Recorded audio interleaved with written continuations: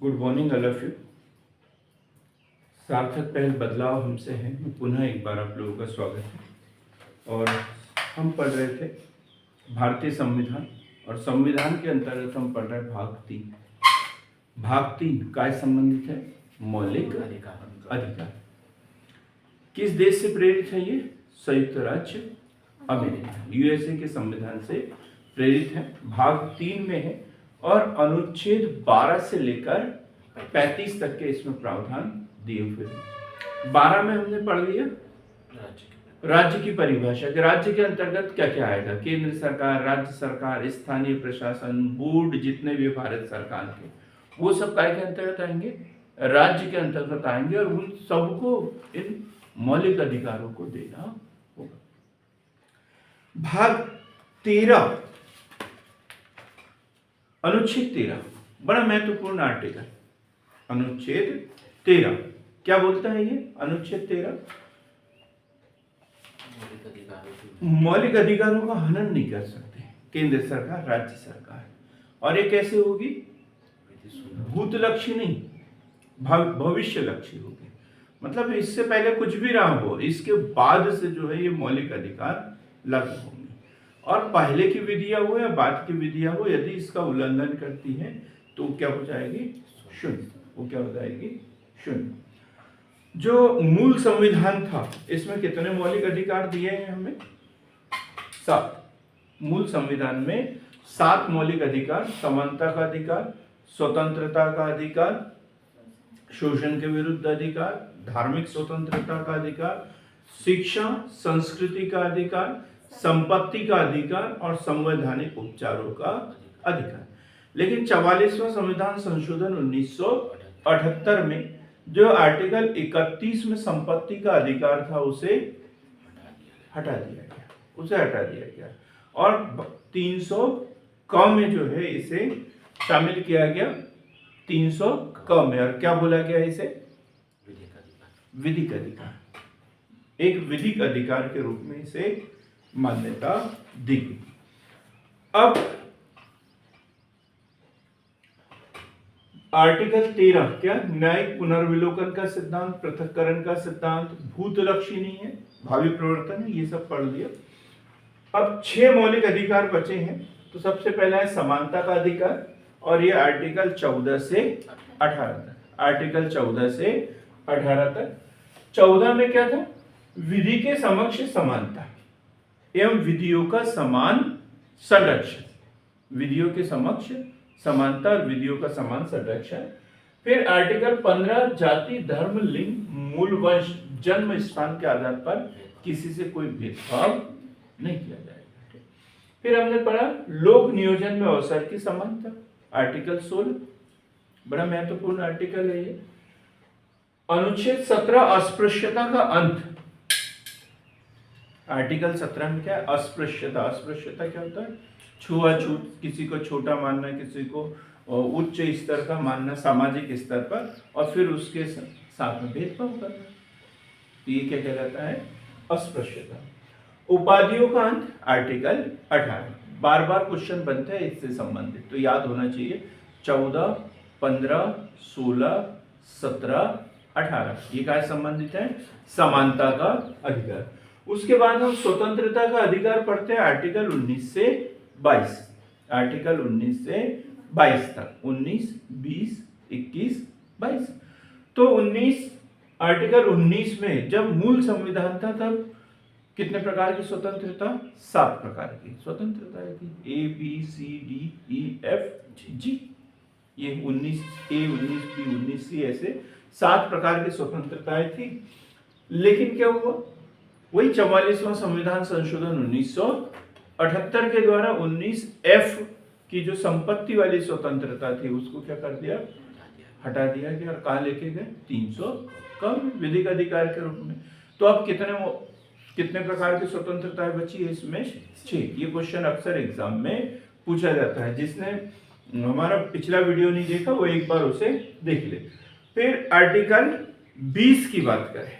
ये बड़ा महत्वपूर्ण आर्टिकल है, क्योंकि अक्सर ये क्वेश्चन पूछा जाता है। अपराध के लिए दोष सिद्धि के संबंध में संरक्षण। अपराध के लिए दोष सिद्धि के संबंध में संरक्षण। और ये वो अधिकार है, मौलिक अधिकार, जो विदेशियों को भी प्राप्त है, क्योंकि अपराध साबित होना चाहिए तभी अपराधी माना जाएगा। हम पहले ही अपराधी किसी को घोषित नहीं कर सकते। फिर 20(1) में पढ़ा होगा, दोषी तब कहलाएगा जब न्यायालय दोषी ठहराए। वे दोषी साबित करने का अधिकार किसको है? न्यायालय को है, ना कि सरकार को। सरकार को भी नहीं है, किसको है? न्यायालय को है, जब तक सक्षम न्यायालय दोषी करार न दे। फिर 20(2) में हमने पढ़ा दोहरे दंड से संरक्षण। एक गुनाह के लिए एक व्यक्ति को एक ही बार दंड दिया जा सकता है, 2 बार नहीं। अपने विरुद्ध गवाही देने से संरक्षण 20(3) में, अपने विरुद्ध गवाही देने से संरक्षण, मतलब उसे साबित करना पड़ेगा न्यायालय को, तो मजबूर नहीं कर सकते। ठीक है, जैसे पुलिस मारपीट करके किसी को बोल दे, कबूल करवा ले, लेकिन वो तब तक माना नहीं जाएगा जब तक उसके सबूत न ला के दे दे। फिर इसके बाद में आर्टिकल 21, ये बड़ा महत्वपूर्ण, प्राण व दैहिक स्वतंत्रता। प्राण व दैहिक स्वतंत्रता, इसमें क्या है विशेष कि आपातकाल में भी इसे निरस्त नहीं कर सकते। आपातकाल में जीने का अधिकार सबको है। जैसे आज हमारे एक स्टूडेंट ने सुबह सुबह एक कहानी सुना दी। क्या सुनाई?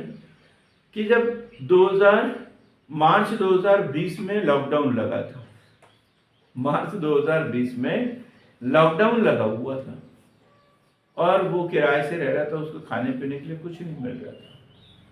तो उन्होंने एसडीएम साहब को मैसेज किया कि सर मेरे पास कुछ नहीं है, खाना खाने के लिए कुछ भी नहीं है। तो उन्होंने सीधा यहाँ के बिग बाजार वाले जो दुकान है वहाँ फ़ोन लगाया और उस दुकान वाले ने भी पूरा सामान जो है खाने पीने का उनको निःशुल्क उपलब्ध कराया। और देखो उस समय हमें गैस फ्री में मिल रहा था, एक सिलेंडर दिया सरकार ने, 1, 2, साथ ही राशन जो मिल रहा था वो डबल दिया, उस समय फ्री में दिया, 1-1 महीने का है। तो ये क्या है? ये इसी अधिकार के तहत किया, प्राण एवं दैहिक स्वतंत्र। जीवन का अधिकार सबको है, चाहे आपातकाल हो या कोई भी स्थिति क्यों न हो। अब इसमें 21(a) को शामिल किया गया। कब शामिल किया गया? ऑनलाइन वाला बताएं, कोई भी बताएं 21(a) कब शामिल हुआ? अग्रवाल मुस्कान जी गुड मॉर्निंग, आप बताइए जरा 21(a) को इसमें कब शामिल किया गया? गुड मॉर्निंग जी। गुड, सन याद नहीं, कोई बात नहीं, कोई बात नहीं, सन याद नहीं तो लेकिन याद तो करना पड़ेगा है? बिना याद किए तो काम चलेगा नहीं, सन तो हमें याद करना ही पड़ेगा। क्या था? 1986वां संविधान संशोधन 2002, 86वां संविधान संशोधन 2002 बड़ा अधिनियम था, बड़ा सुधार था ये। और इसके तहत मौलिक अधिकारों में भी सुधार हुआ, मौलिक कर्तव्य में 11वां मौलिक कर्तव्य जोड़ा गया। इसको लागू करने के लिए समय लगा, थोड़ा सा समय लगा। 2009 में आरटीई, राइट टू एजुकेशन, ये अधिनियम पारित हुआ और इसे अप्रैल 2010 में लागू किया गया। क्या है? आरटीई 6 से 14 वर्षों के बच्चों के लिए निःशुल्क एवं अनिवार्य शिक्षा। 6 से 14 वर्षों के बच्चों के लिए निःशुल्क एवं अनिवार्य शिक्षा। क्लियर है? आर्टिकल 21 और 21 का। फिर हम बात करते हैं आर्टिकल 22। ये महत्वपूर्ण है, ये महत्वपूर्ण है। कभी कभी इसी के ऊपर 11 नंबर का क्वेश्चन बन जाता है। आर्टिकल 22 क्या है? निरोध व गिरफ्तारी से संरक्षण। निरोध मतलब व्यक्तियों को गुनाह करने से रोकना उसे। कुछ जैसे चुनाव होता है, चुनाव वगैरह ये शुरू होता है या कोई बड़ी संभावना होती है तो धारा 144 लागू कर देते हैं ताकि सब लोगों को नियंत्रित किया जा सके। 107, 116 के तहत गिरफ्तार वो वारंट जारी करवा लेते हैं, बॉन्ड भरवा लेते हैं कि आप कहीं जाओगे नहीं हमारी अनुमति के बगैर। तो हम 22 की बात करते हैं तो इसमें आर्टिकल 22(1) में क्या दिया है? गिरफ्तारी के कारणों को जानने का अधिकार। गिरफ्तारी के कारणों को जानने का अधिकार। तो ये बहुत जरूरी है। यदि ऐसा नहीं शक के आधार पर किसी को भी गिरफ्तार कर ले और बोले क्यों, तो बोले अब बाद में पता चलेगा, थोड़ी सी कुटाई होगी उसके बाद में, तो ये तो गलत है, गलत है ना ये। फिर 22 तो वकील से परामर्श लेने का अधिकार। हम अपने मनचाहा वकील जो है वो लगा सकते हैं, नहीं तो सरकारी वकील तो है ही। 22 दिन 24 घंटे के अंदर किसी भी मजिस्ट्रेट के सामने प्रस्तुत करने का अधिकार। ऐसे नहीं कि 8-8 10-10 दिन के लिए हम हिरासत में रखेंगे, नहीं।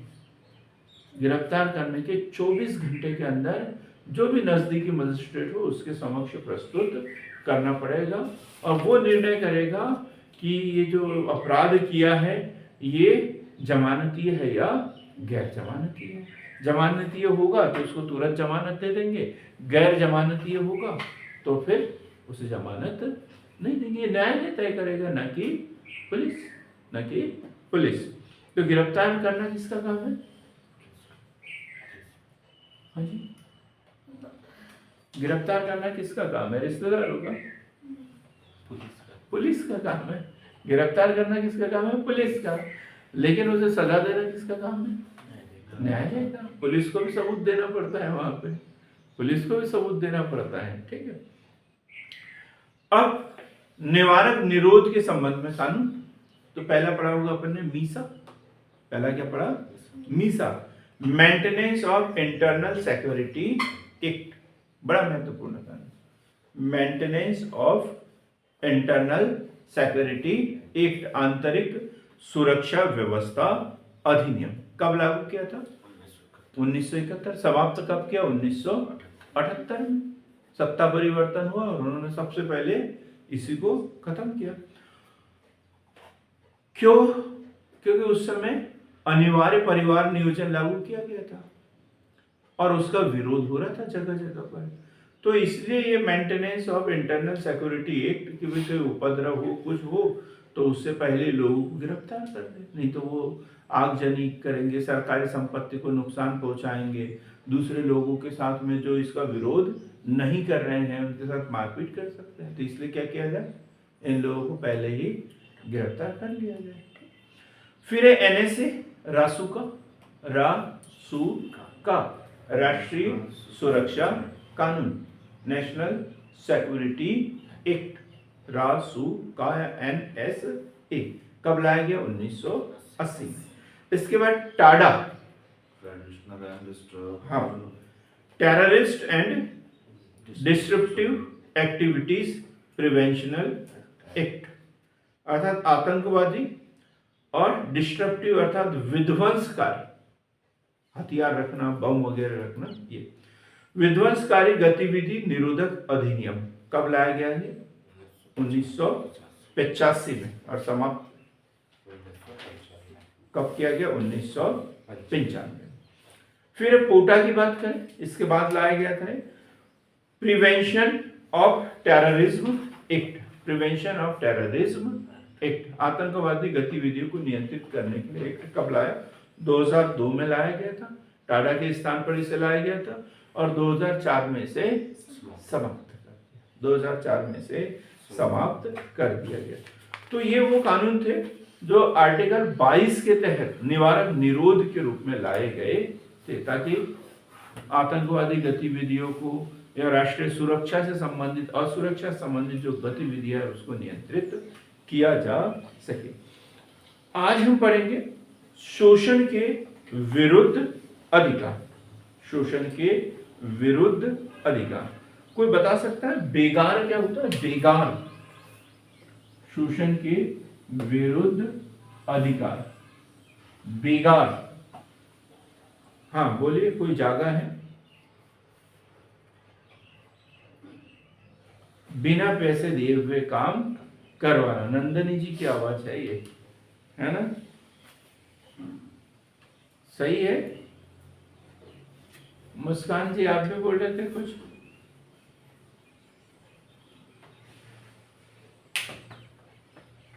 यही बोल रहे थे, चलो ठीक है, फिर दोनों ठीक हो, दोनों को रक्षाबंधन की ढेर सारी शुभकामनाएं, ठीक है। तो बेगार मतलब, चलो thank you. Thank you, thank you. बेगार मतलब काम करवाना लोगों से और उसके बदले में उनको कोई पारिश्रमिक न देना, कोई पारिश्रमिक न देना। देखो अभी 2-4 दिन की घटना है। अखबार यदि पढ़ते होंगे आप लोग, जागरूक होंगे। वैसे बुद्धिजीवी वर्ग की श्रेणी में आने की तैयारी कर रहे हैं आप लोग, तो जागरूक होंगे। जागरूक व्यक्ति का काम होता है सबसे पहले सुबह सुबह क्या, हाँ, अखबार पढ़ना, है ना, योगा वगैरह करना और उसके बाद में अखबार पढ़ना। जल चढ़ाने वाली बात नहीं कर रहा हूं मैं, अखबार पढ़ने की बात कर रहा हूं, है ना, अखबार पढ़ना ये जागरूक व्यक्ति का काम।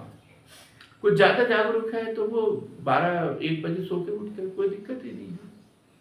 एक दिन अक्षय कुमार साहब का इंटरव्यू पढ़ रहा था मैं, तो बोले पिछले 40 साल से ऐसा एक भी दिन नहीं बीता बोले जब मैंने सूर्य को उगते हुए न देखा हूं। हम लोगों में से कई लोग ऐसे होंगे जिन्होंने अपने जन्म से अभी तक नहीं देखा होगा सूर्य को उगते हुए नहीं देखा होगा, लेकिन उन्होंने 40 साल में एक भी दिन ऐसा नहीं बीता जब उन्होंने सूर्य को उगते हुए न देखा हो। बड़ी समझने वाली बात है, बड़ी समझने वाली बात है कि हम छोटे छोटे इवेंट के कारण हम अपनी जो लाइफ है, जो दिनचर्या, उसको परिवर्तित कर देते हैं छोटी छोटी गतिविधियों के कारण। रक्षाबंधन 1 घंटे का त्योहार था, लेकिन हम 8 दिन से उसमें ढल गए हैं और पूरा अपने आप को परिवर्तन करके रख दिया। जो भी करेंगे कब करेंगे, रक्षाबंधन के बाद करेंगे। तो ये ऐसा हो जाता है और फिर हम परिस्थितियों के अनुसार ढलते जाते हैं और परिस्थिति हमें ऐसे ऐसे ऐसे ऐसे उड़ाते रहती है, जैसे कागज उड़ता है ना, बड़ा अच्छा बोला है ना, कागज और पतंग, अखबारी कागज या कोई भी कागज और पतंग दोनों एक ही चीज से बनती है, दोनों हवा में उड़ती है, लेकिन एक अपने नसीब से उड़ता है और एक अपनी काबिलियत से उड़ता है। तो जो काबिलियत से उड़ते हैं ना, वो ऐसे छोटी छोटी परिस्थितियों के कारण अपने व्यवहार में परिवर्तन नहीं करते, कंटिन्यू जैसा चलता है वैसे चलते रहते, तो हमें कंटिन्यू चलते रहना चाहिए। तो अभी मैं वहां एक साइकिल का उदाहरण दे रहा था, जो अखबार पढ़ते हैं उन्होंने पढ़ा होगा। एक बच्चा जैसे 8 साल पहले से कहीं किडनैप करके रखा था, शाजापुर साइड में, है ना, उधर, और उसे मतलब घर में कैद करके मारपीट करते थे और जबरदस्ती उससे काम करवाते थे। उसको ये भी नहीं पता, वो अपना नाम तक भूल गया था, अपने माता पिता का नाम तक ढंग से नहीं बता पा रहा था, इतना टॉर्चर किया था। बहुत छोटी उम्र से उसको लेके चले गए थे। फिर एक दिन वो मौका पाके भगा तो किसी दुकान में चला गया और वहां बताया कि मेरे साथ ऐसा ऐसा हो रहा है।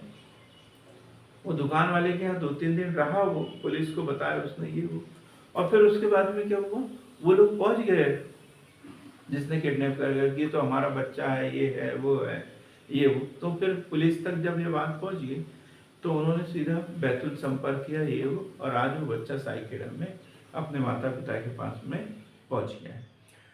तो ये बताया ना, बलात् श्रम या बेगार जो है, हम सोच रहे होंगे ये तो पिछले जन्म की बात है, नहीं, आज भी ऐसा हो सकता है, आज भी हो सकता है। ऐसे उदाहरण देखने को मिल जाते हैं। जबकि हमारे यहाँ संविधान लागू हुआ 1950 में, और इतने साल होने के बाद में 72-73 साल हो गए संविधान को लागू हुआ, लेकिन आज भी जो है वो लोगों को पूर्ण रूप से अधिकार नहीं मिल पाए हैं। तो आर्टिकल 23 मानव दुर्व्यवहार एवं बलात् श्रम, इसका संबंध कैसे है, मानव दुर्व्यवहार एवं बलात् श्रम, इसका निषेध करता है। मानव के साथ में कोई दुर्व्यवहार भी नहीं करा सकते, और बलात् श्रम ये दिया है आर्टिकल 23 काय में दिया है, आर्टिकल 23 में। अब इसको लागू करने के लिए ढेर सारे अधिनियम वगैरह बने हैं फिर। तो जैसे पुरुष महिला बच्चों की खरीदी बिक्री, जैसे पहले दास प्रथा होती थी, खरीदी बिक्री होती थी, बोली लगती थी उनकी, दास प्रथा, वैश्यवृत्ति, वेश्यावृत्ति, महिलाओं के साथ अनैतिक व्यवहार, महिलाओं के साथ अनैतिक व्यवहार,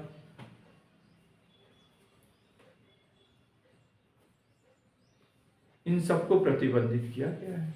और इसके लिए क्या लाया गया?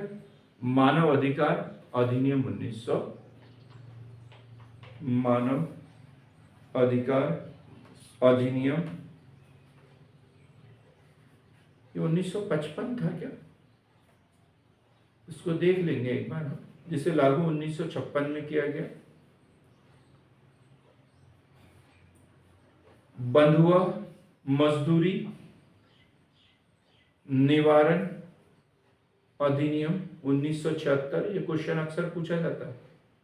बंधुआ मजदूरी निरसन या निवारण अधिनियम 1976। न्यूनतम मजदूरी अधिनियम, ये क्वेश्चन भी पूछा गया है एग्जाम में। न्यूनतम मजदूरी अधिनियम, न्यूनतम मजदूरी अधिनियम 1948, न्यूनतम मजदूरी अधिनियम 1948, न्यूनतम मजदूरी अधिनियम 1948। ठेका श्रमिक अधिनियम, ठेका श्रमिक अधिनियम, ठेका श्रमिक अधिनियम 1970। समान पारिश्रमिक, पारिश्रमिक अधिनियम, ये ऐसी चीजें होती है जिससे सन वगैरह हम भूल जाते हैं, लेकिन इसे याद करना बहुत जरूरी है। 1976। कुछ अधिनियमों की बात की हमने। न्यूनतम मजदूर अधिनियम 1948, बंधुआ मजदूरी निवारण निरसन अधिनियम कब बताया? 1976। अब उसे खत्म किया तो ये अपने आप लागू हो गया, समान पारिश्रमिक अधिनियम। भाई काम करेंगे, समान कार्य के लिए समान वेतन मिलना चाहिए, है कि ऐसा थोड़ी कि झाड़ू ही लगाना था ये कमरे की, पुरुष ने लगा दिया तो 100 रुपए देंगे, और महिला ने लगाया तो 30 रुपए देंगे, बच्चे ने लगाया तो 20 रुपए देंगे। ऐसा तो नहीं हो सकता भाई, हमें करने वाले के हिसाब से नहीं देना है, काम के हिसाब से वेतन देना है। तो वो तो हट गया बेगारी वाला, तो सीधा ये लागू हो गया समान पारिश्रमिक अधिनियम 1976। क्लियर है एकदम? ये काय में दिया है? आर्टिकल 23, बलात् श्रम एवं मानव दुर्व्यवहार के ऊपर इसमें प्रतिबंध लगाया गया है। अब हम आर्टिकल 24 की बात करते हैं। 24 की बात करते हैं, ये भी एग्जाम में पूछा जाता है। कारखानों आदि में बालकों के नियोजन पर निषेध, कारखानों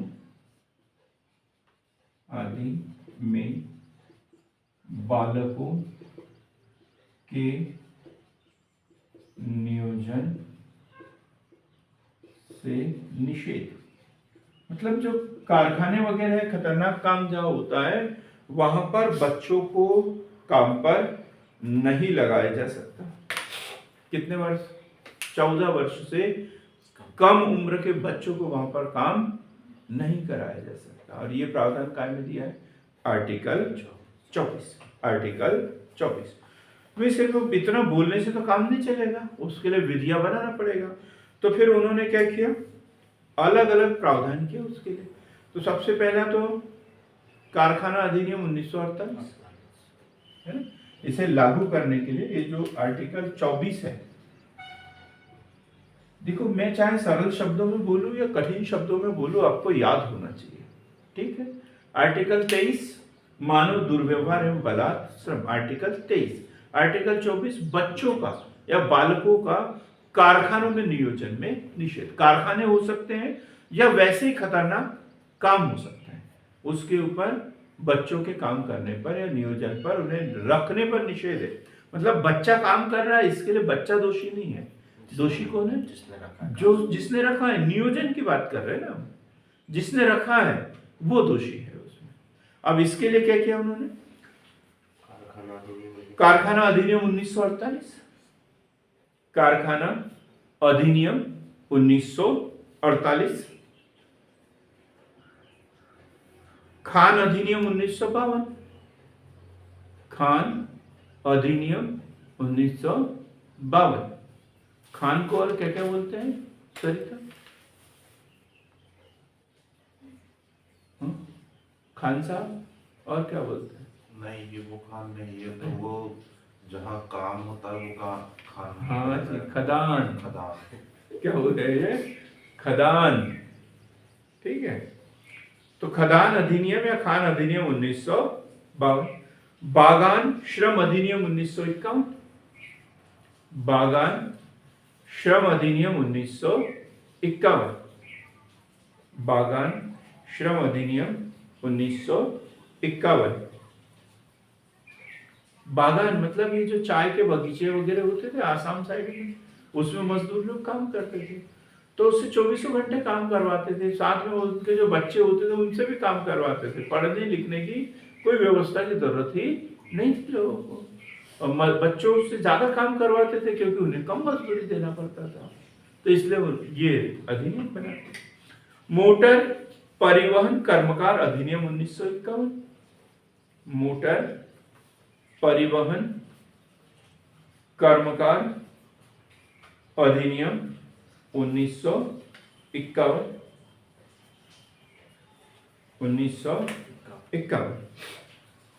बीड़ी सिगार कर्मकार अधिनियम, बीड़ी सिगार कर्मकार अधिनियम 1966।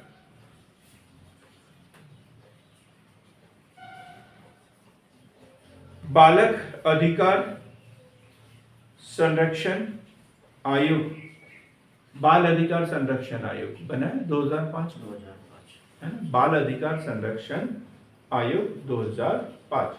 अभी इसमें एक सबसे महत्वपूर्ण वाला छूटा है, सबसे महत्वपूर्ण है बाल श्रम निषेध व नियमन अधिनियम 1986। बाल श्रम निषेध व नियमन अधिनियम 1986, बाल श्रम निषेध व नियमन अधिनियम 1986। और इसे इसका 2016 में संशोधित किया गया, नाम ही बदल दिया इसका। 2016 में संशोधन कर नाम बदला गया। क्या नाम रखा है इसका? बाल एवं किशोर श्रम, बाल एवं किशोर श्रम निवारण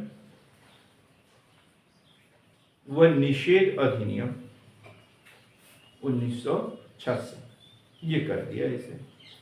क्लियर है एकदम? क्या पढ़ा अपन ने? शोषण के विरुद्ध अधिकार, दो आर्टिकल 23 और 24। 23 में क्या बोला है? मानव दुर्व्यवहार एवं बलात् श्रम पर प्रतिबंध, और 24 में क्या बोला है? कारखानों आदि में बालकों के नियोजन से निषेध।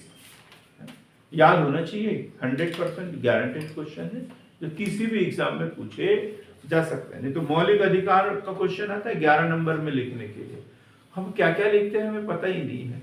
जो भूमिका में लिखना चाहिए ना, वही का वही पूरा का पूरा आंसर में लिख देते हैं, और ये सारी चीजें छोड़ देते हैं। हमें ज्यादा शब्द भरने की जरूरत नहीं है, टू द पॉइंट हमें उत्तर लिखने की आदत होना चाहिए। और एक बात बड़ी अच्छी कल किसी ने बताई थी मुझे कौन बताता है कोई भी बात, मैं क्या सीखते रहता हूँ तो मोबाइल से इधर उधर, टीवी से इधर उधर। तो एक ने बताया कि बोले लोगों को क्या है 100% देने की आदत तो है, लेकिन वो बड़े कामों में देना चाहते हैं। 100% क्या देना चाहते हैं?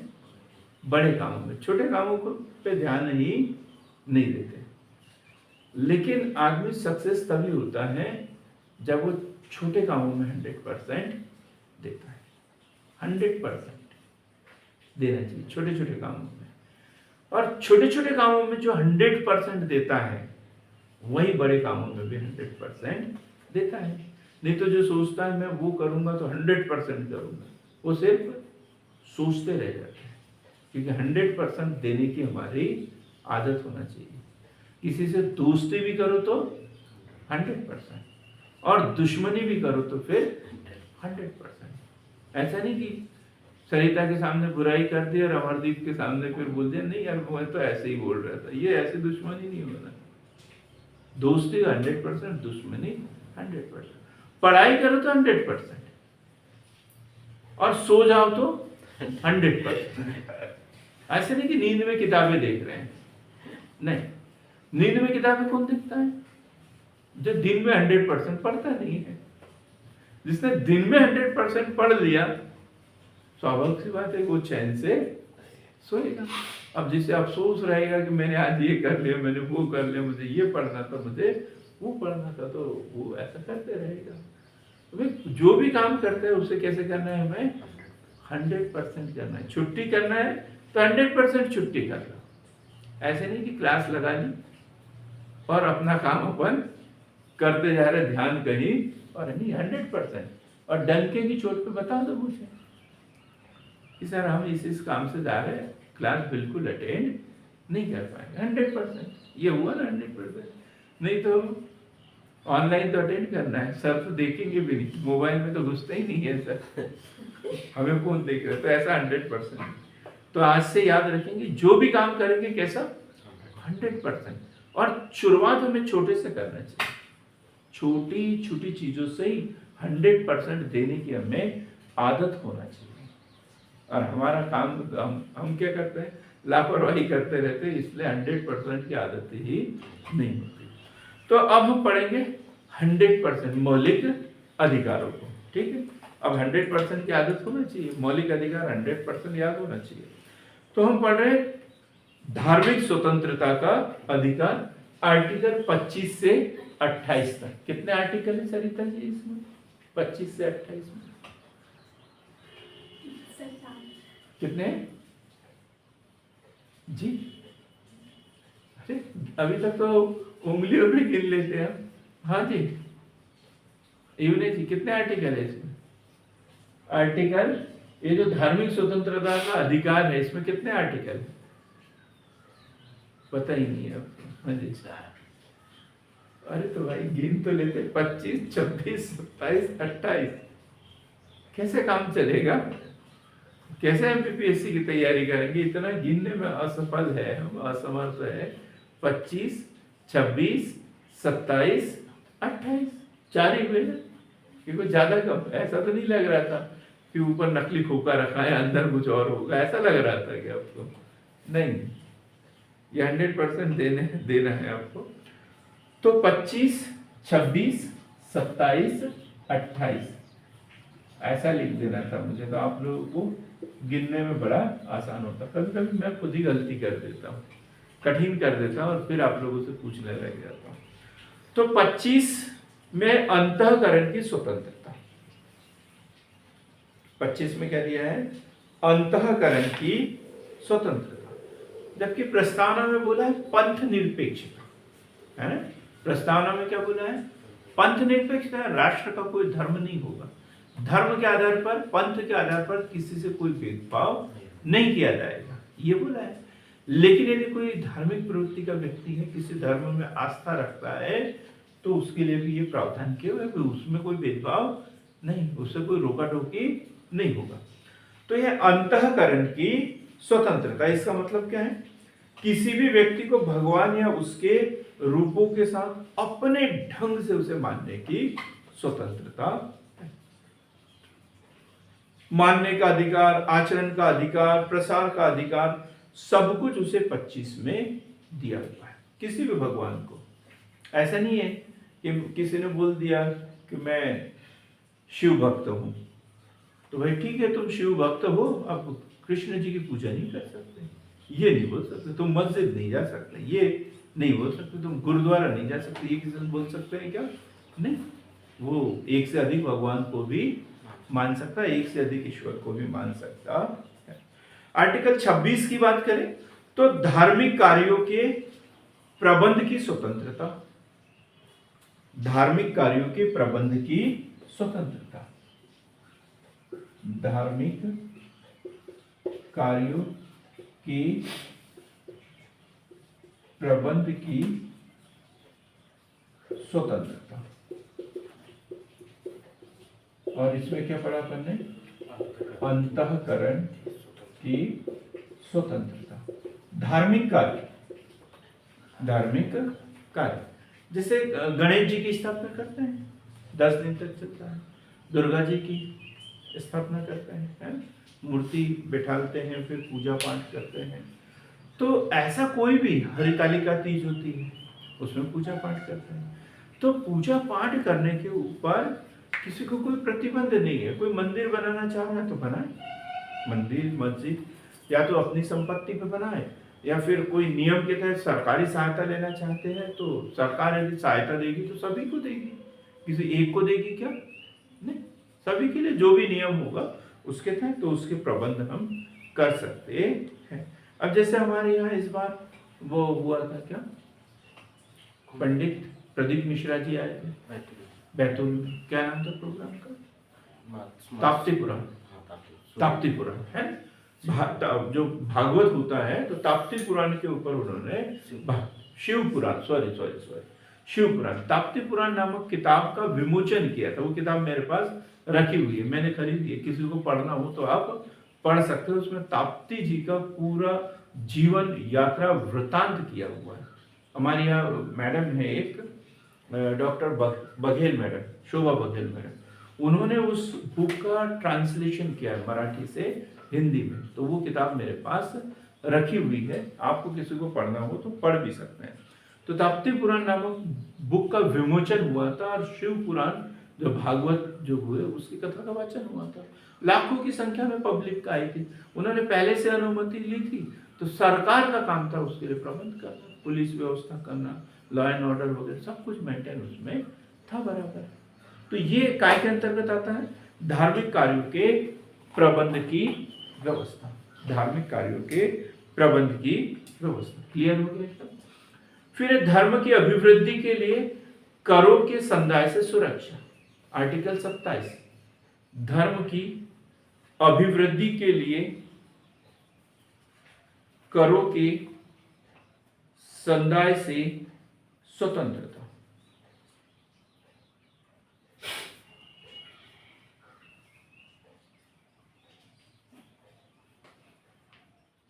अब कई बार देते हैं ना लोग, बस दान दे देते हैं, टैक्स फ्री होता है, उसके ऊपर टैक्स नहीं लगता। मंदिर मस्जिद इसको दान दे देते तो उस राशि पर टैक्स लगता है क्या? नहीं। फिर इसी के तहत जैसे हज सब्सिडी का नाम सुना होगा आपने, है? तीर्थ दर्शन योजना कराती है मध्य प्रदेश सरकार। तो ये सब काय के अंतर्गत होता है? आर्टिकल 27 के तहत होती है। सरकार इसके ऊपर किसी प्रकार का कोई टैक्स वगैरह नहीं लेता है। ठीक। 28, आर्टिकल 28, इधर वाला भर गया वो टैंक। आर्टिकल 28, धार्मिक शिक्षा में उपस्थित होने से स्वतंत्रता। धार्मिक शिक्षा में उपस्थित होने से स्वतंत्रता। सबसे पहली बात तो राज्य सरकार या केंद्र सरकार द्वारा पोषित जितनी भी शैक्षणिक संस्थान होंगे वह धार्मिक शिक्षा प्रदान नहीं की जाएगी, सीधी सी बात है। ठीक है। और यदि कोई प्राइवेट संस्थान या कोई संस्थान ऐसा कर भी रहा है, धार्मिक शिक्षा दे भी रहा है, और वहां दूसरा कोई व्यक्ति उसको जबरदस्ती बोल भी नहीं सकते कि आपको ये करना ही है करके, ऐसा बोला भी नहीं जा सकता। तो ये इसमें दिया है धार्मिक शिक्षा से उपस्थित होने से स्वतंत्रता। तो क्लियर हो गया। इसमें कितने आर्टिकल है? 4, 23 नहीं सॉरी 25, 26, 27 और 28। 25 में क्या पढ़ा अपन ने? अंतःकरण की स्वतंत्रता। 26 धार्मिक कार्यों के प्रबंध की स्वतंत्रता, धार्मिक कार्यों के प्रबंध की स्वतंत्रता। आर्टिकल 27 धर्म की अभिवृद्धि के लिए करों के संदाय से सुरक्षा, और 28 धार्मिक शिक्षा में उपस्थित होने से स्वतंत्रता। अब हम पढ़ेंगे शिक्षा व संस्कृति का अधिकार। शिक्षा व संस्कृति का अधिकार, और यह है आर्टिकल 29, 30। इसमें कितने आर्टिकल हैं? सर 2, जोर से बोला करो, मुझे सुनाई नहीं आता। 2, कितने आर्टिकल है? 2, 29 और 30। 29 में क्या लिखा हुआ है? ये अक्सर पूछा जाता है एग्जाम में। अल्पसंख्यकों को भाषा,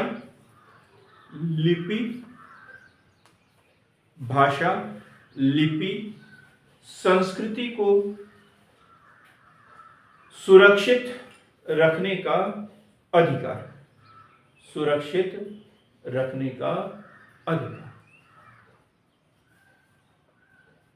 देखो, अल्पसंख्यक घोषित किए जाते हैं भाषा के आधार पर।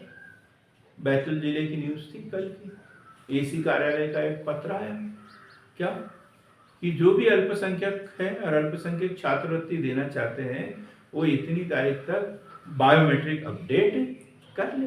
ऐसा था भाई, इनको ये इसी के लिए तो दिया जा रहा है। तो भाई अपनी जैसे उर्दू स्कूल भी होते हैं, फारसी स्कूल होते हैं, ये काय के लिए होते हैं? यही भाषा संस्कृति को सुरक्षित रखने का अधिकार, क्योंकि ये इनके पास में है। आर्टिकल 29 के तहत मदरसे वगैरह की स्थापना की जा सकती है। आर्टिकल 30 की बात करें, सभी अल्पसंख्यकों को अपनी रुचि के अनुसार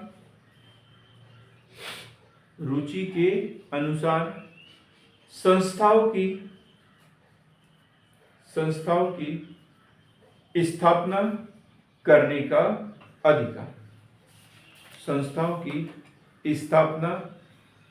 का अधिकार। शिक्षण संस्थाओं की बात कर सकते हैं या अन्य प्रकार की संस्थाएं। अन्य प्रकार में क्या होता है? धर्मशाला हो सकती है, या फिर मठ वगैरह ये बनते हैं, तो ये ऐसे स्थापना करने का अधिकार है।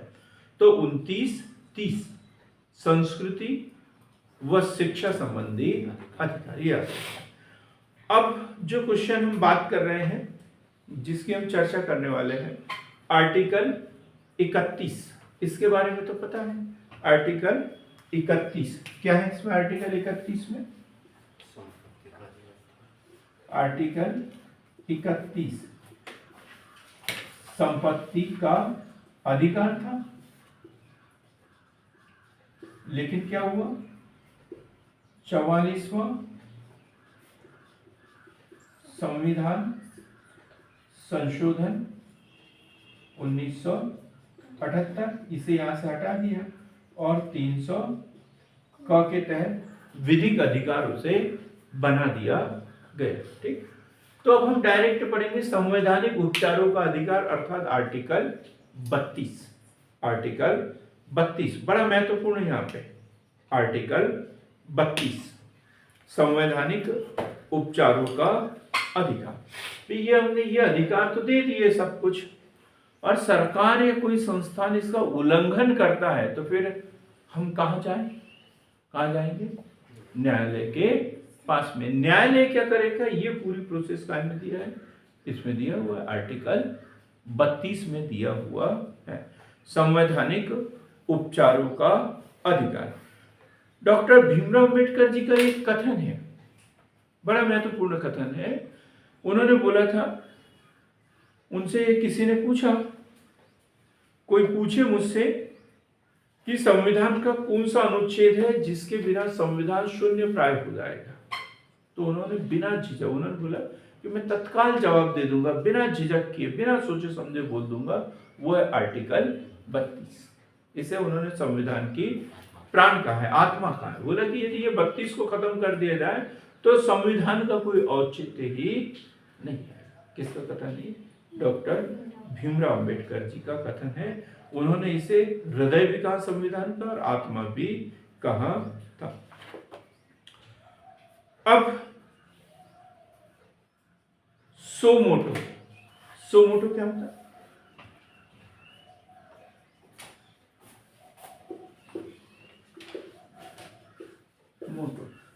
सो मोटो अमरती,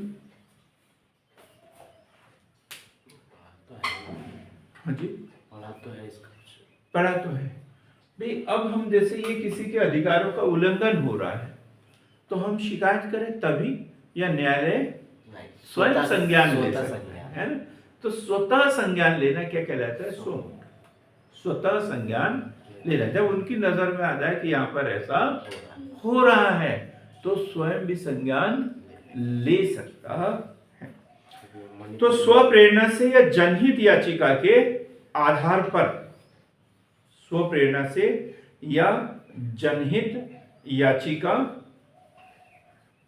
के आधार पर दो आर्टिकल 32 के तहत कौन और आर्टिकल 226, आर्टिकल 32 के तहत एससी और 226 के तहत एससी।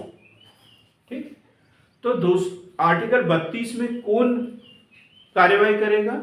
Supreme court. और आर्टिकल 226 के तहत कौन करेगा? हाई कोर्ट करेगा।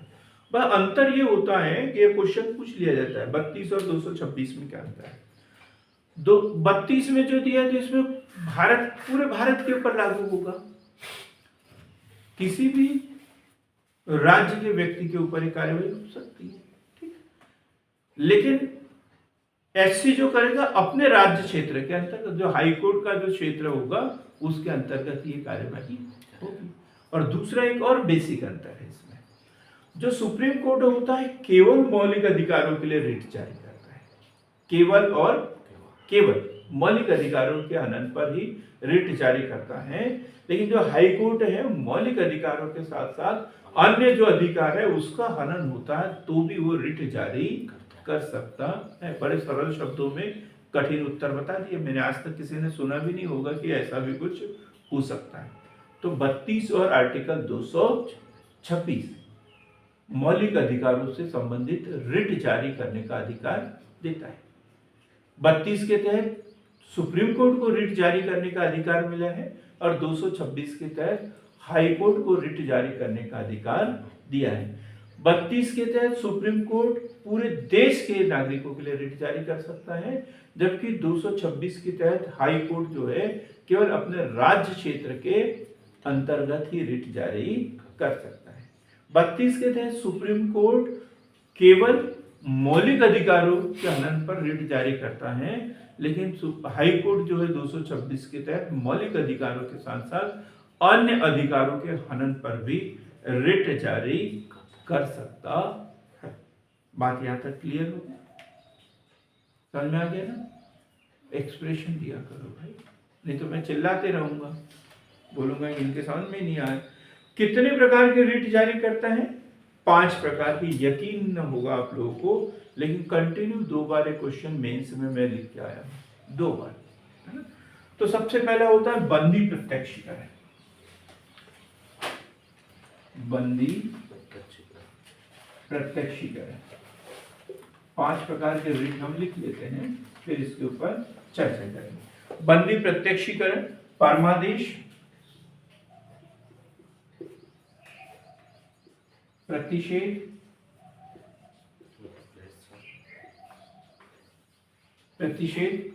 उत्प्रेषण और अधिकार प्रश्न।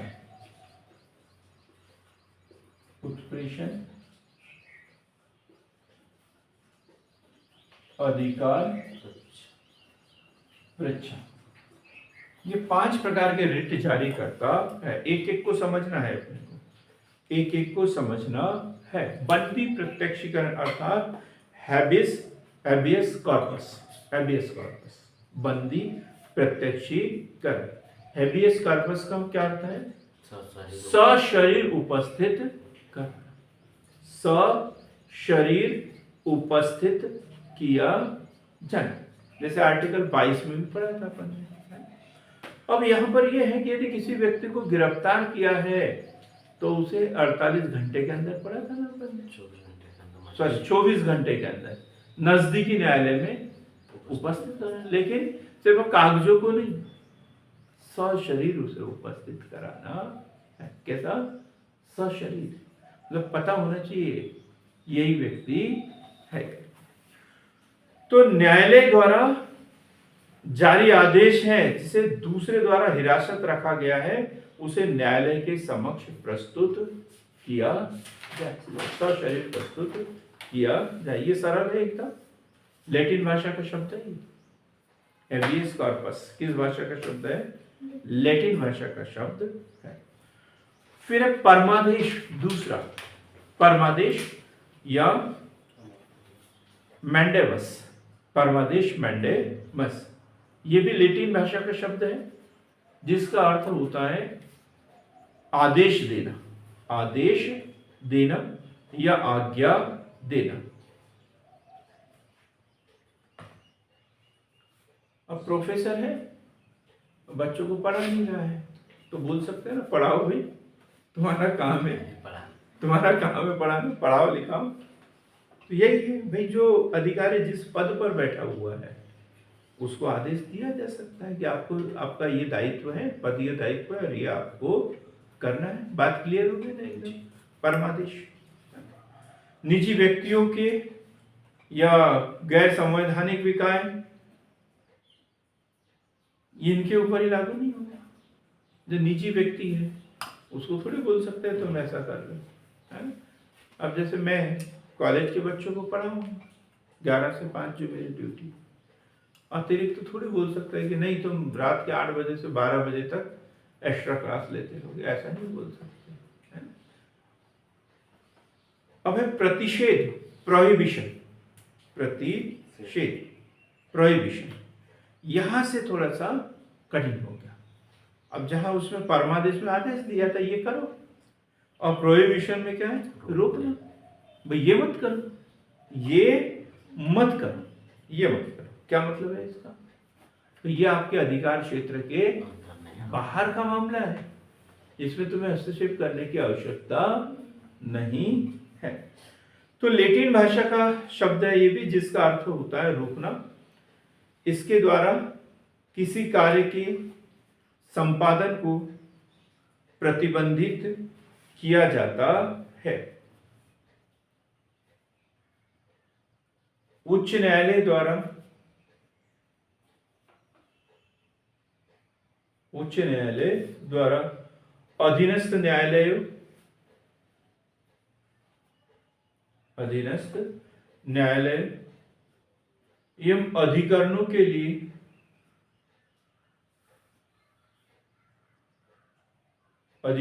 लिए अपने अधिकार क्षेत्र के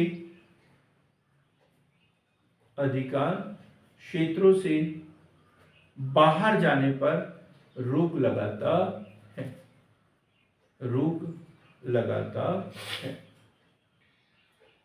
क्लियर हो गया ना एकदम? तो भाई हाई कोर्ट का बताया ना अभी मैंने, हाई कोर्ट जो है अपने राज्य के ही मानव अधिकारों के उल्लंघन से संबंधित मामलों को सुन सकता है। अब मध्य प्रदेश का जो हाई कोर्ट है वो नेपाल में कोई मामला या फिर जम्मू कश्मीर में कोई मामला मानव अधिकारों के हनन का हो, मौलिक अधिकारों के हनन का हो, तो यहाँ हम दर्ज कर सकते हैं, यहाँ के न्यायालय में दर्ज नहीं कर सकते। कर ले तो बोलेगा नहीं ये आपके अधिकार क्षेत्र से बाहर का मामला है, तो ये प्रतिषेध। अब है उत्प्रेषण, उत्प्रेषण, उत्प्रेषण प्रमाणित करना या सूचना देना, प्रमाणित करना या सूचना देना। अब ये क्या है? प्रतिषेध के बाद की स्थिति है। अब अधिकार क्षेत्र से बाहर चला गया, निर्णय भी हो गया। अब ये जब सुप्रीम कोर्ट के संज्ञान में आएगा तो बोलेगा नहीं तुमने ये जो काम किया है गलत तरीके से किया है, इसे शून्य करो, ये तुम्हारे अधिकार क्षेत्र का मामला नहीं है। तो इस तरीके से मतलब ये निर्णय होने के बाद की प्रक्रिया होती है उत्प्रेषण, ठीक है? प्रमाणित करना या सूचना देना। और न्यायालयों को या अधिकारियों को या लंबित मामलों के स्थानांतरण को सीधे या पत्र जारी किया जा सकता है।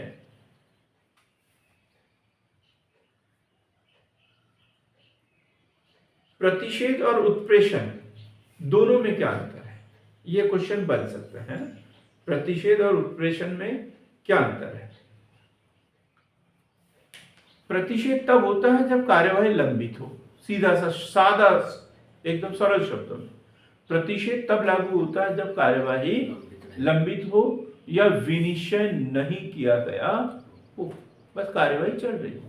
और उत्प्रेषण तब लागू होता है जब निर्णय दिया गया हो या कार्यवाही पूर्ण हो चुकी हो। अब लास्ट हम पढ़ेंगे अनुच्छेद 32 की कंडिका अधिकार पृच्छा को अधिकार पृच्छा क्या होता है? अधिकार पृच्छा किस अधिकार से? दहेज प्रथा वाले मामले में देखा ना, जेठ का नाम भी आ जाता है, देवर का नाम आ जाता है, सास ससुर का नाम आ जाता है। क्यों? वे हम पति पत्नी आपस में कुछ भी करे, तुम बोलने वाले होते कौन हो? तो यही बात है, ये होते कौन हो? तुम होते कौन?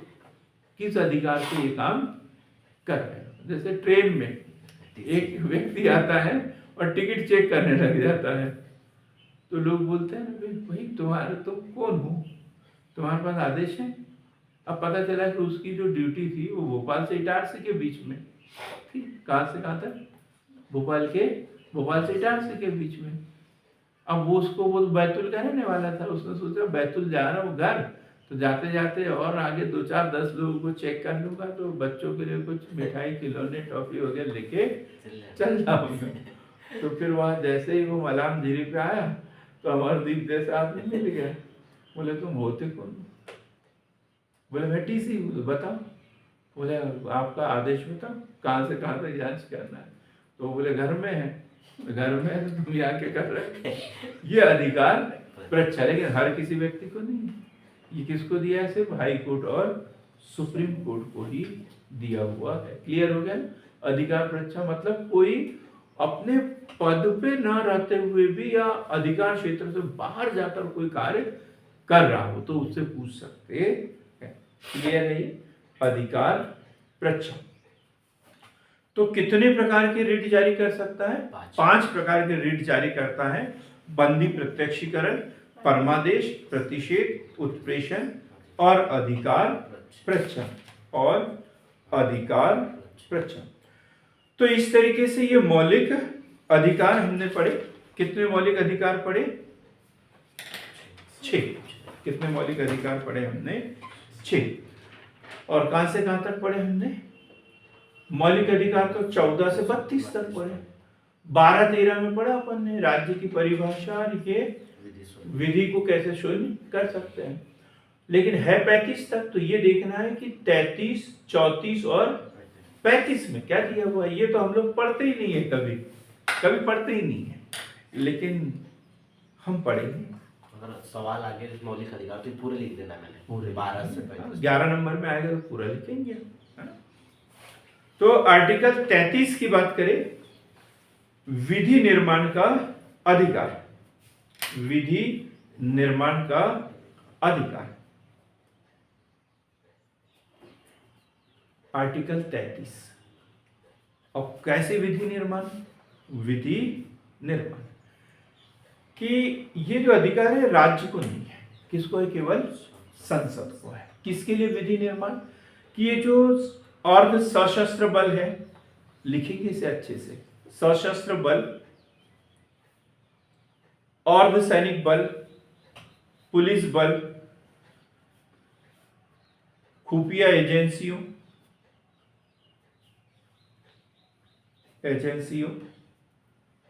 एवं अन्य के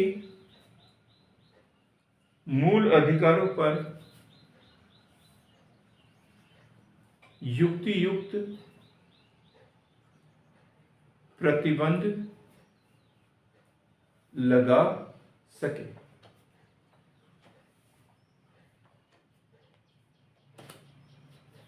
और ऐसा कोई कानून संसद बना दे केंद्र सरकार, तो उसको न्यायालय में चुनौती भी नहीं दे सकते, है ना। तो इनके ऊपर कानून बनाने का अधिकार किसको है?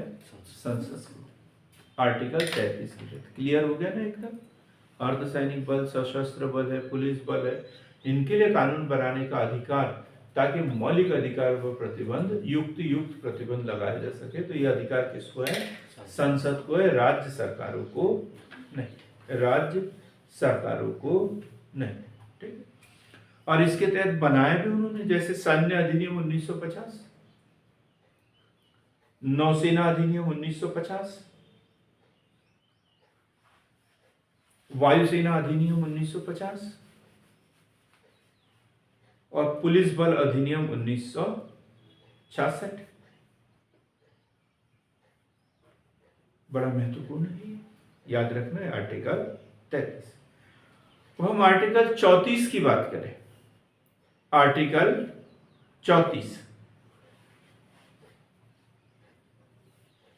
आर्टिकल 34। अब मौलिक अधिकारों पर प्रतिबंध कैसे लगाएं? तो ये आर्टिकल 34 में दिया गया है। मार्शल लॉ के समय, मार्शल लॉ अर्थात सैन्य शासन लागू हो तब कौन प्रतिबंध लगा सकते हैं? संसद। संसद प्रतिबंध लगा सकती है मार्शल लॉ लागू होने के समय।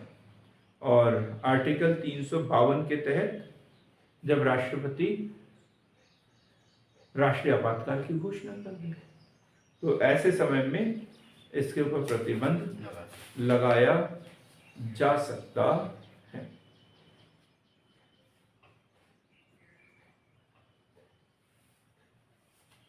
क्लियर एकदम? आर्टिकल 34। आर्टिकल 35 की बात करें हम। आर्टिकल 35,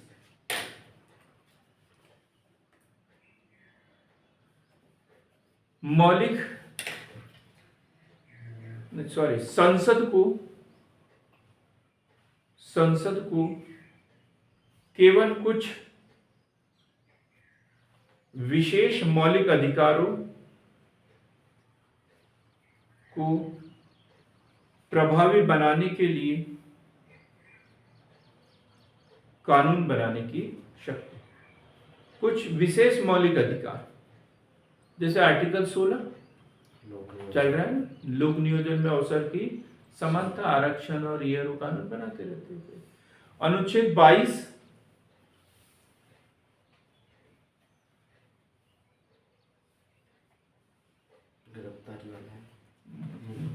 22 नहीं 32 अनुच्छेद, हाँ 32, 33, 17 के लिए भी, अस्पृश्यता के लिए 23, इन सब मामलों में कानून बनाने का अधिकार किसको है? संसद को है। राज्य विधानमंडल को नहीं, स्पष्ट लिखा है, राज्य विधानमंडल को नहीं, राज्य विधानमंडल को नहीं। अब हम देखेंगे वो मौलिक अधिकार जो भाग 3 के अलावा संविधान में इधर उधर बिखरे हुए हैं। ये महत्वपूर्ण क्वेश्चन है। वे मौलिक अधिकार जो भाग 3 के अलावा अन्य भागों में स्थित है। ये क्वेश्चन बन सकता है, बड़ा कंफ्यूज करेगा, बहुत कम लोगों से बनेगा। मौलिक अधिकार की बात की तो सीधा समानता, स्वतंत्रता यही लिखते आ जाएंगे। तो नंबर 1, विधि के प्राधिकार के बिना, विधि के प्राधिकार के बिना किसी कर को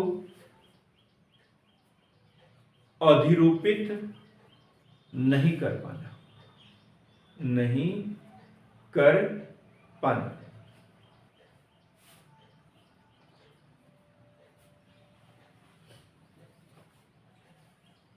ये काय में दिया है? भाग 12 अनुच्छेद 265, भाग 12 अनुच्छेद 265। ये जो वित्तीय संबंध है उसमें है। ये विधि के प्राधिकार के बिना किसी कर को अधिरोपित नहीं कर सकते, भाग 12 आर्टिकल 265। इसके बाद हम देखते हैं दूसरा, विधि के प्राधिकार के बिना, विधि के प्राधिकार के बिना किसी व्यक्ति को संपत्ति से वंचित नहीं किया जाना, संपत्ति से वंचित नहीं किया जाना। भाग 12 आर्टिकल 300 क, भाग 12 आर्टिकल 300 क। ऐसे नहीं कोई कर चोरी करते हुए पकड़ा गया तो उसकी पूरी संपत्ति छीन ले, भाई जो नियम होगा उसी के तहत कार्यवाही की जा सकेगी।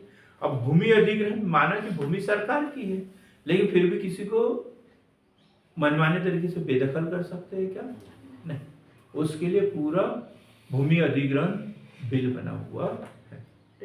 आगे लिखेंगे तीसरा, राज्य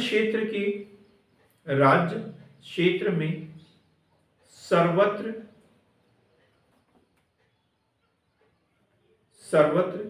व्यापार वाणिज्य व समागम, मतलब मेल मिलाप लोगों का समागम आबाद होगा। ये दिया है भाग 13